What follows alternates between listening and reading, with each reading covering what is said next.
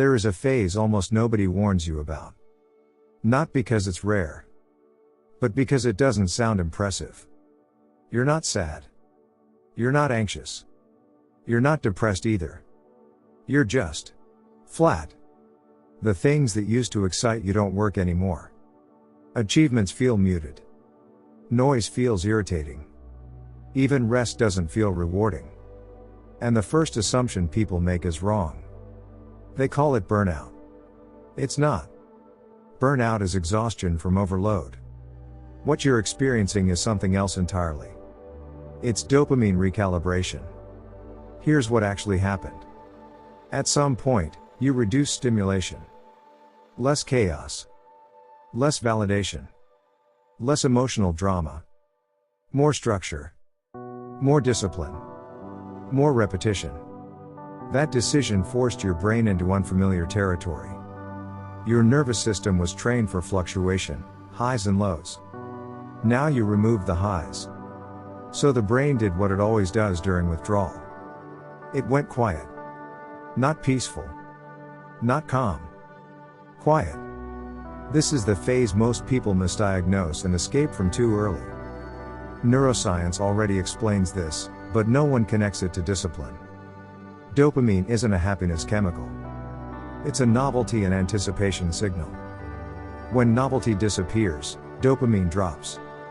When dopamine drops, emotion flattens. That doesn't mean you're empty. It means your brain is no longer entertained. This phase feels wrong because modern culture teaches you to measure progress by emotion. Excited means good. Flat means bad. That framework is inaccurate. What you're feeling is the nervous system switching from stimulation-based regulation to structure-based regulation. That transition is uncomfortable. Here's the part nobody says out loud. Emotionally regulated people look emotionally distant at first. Not because they don't feel, but because they no longer react. And reactions are what people use to measure closeness. When you stop reacting, dynamics change. Friends feel ignored. Family feels confused. Others say things like, "You've changed. You're so serious now. You don't feel the same." They're not wrong. But they're misunderstanding the cause. You didn't lose emotion. You lost emotional dependency. That creates friction. This phase is dangerous because it lacks feedback. No rush. No applause. No internal reassurance. Just consistency without emotion.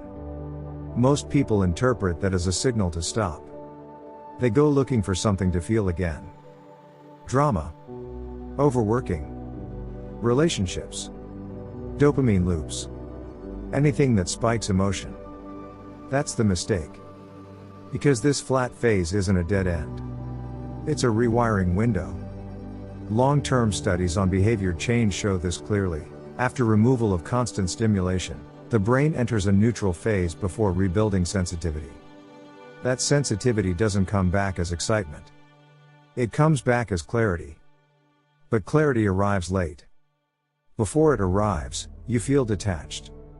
Internally quiet. Externally misunderstood.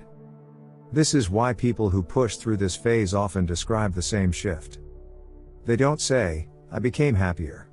They say, "I became harder to disturb." That's not numbness. That's regulation. Another uncomfortable truth, this phase makes you less socially compatible. You stop oversharing. You stop explaining yourself. You stop chasing emotional alignment. That unsettles people who rely on emotional exchange to feel relevant. It's not arrogance. It's reduced noise. And reduced noise feels threatening in a world addicted to stimulation. Here's the critical distinction you need to understand. Depression pulls you inward with pain. This phase pulls you inward with silence. One weakens. The other reorganizes. If you mistake silence for damage, you will undo progress trying to feel normal. But normal was the problem. This phase exists to strip emotional excess. To remove dependency on feeling good as a signal of doing well. Once that dependency is gone, discipline stops feeling heavy. Not because it becomes easy, but because it stops needing emotion to function. You act without convincing yourself. You move without motivation. You decide without debate. That's the transition.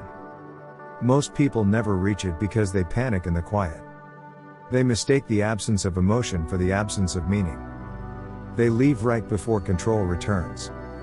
If you're in this phase, understand this clearly. You are not broken. You are not losing yourself. You are not becoming cold. You are becoming less emotionally manipulable. That process feels empty before it feels stable. Don't rush it. Don't dramatize it. Don't label it as something it's not. This phase doesn't ask you to feel better. It asks you to stay consistent without feeling anything at all. That's the test. And that's why almost no one warns you about it. Because very few people survive it.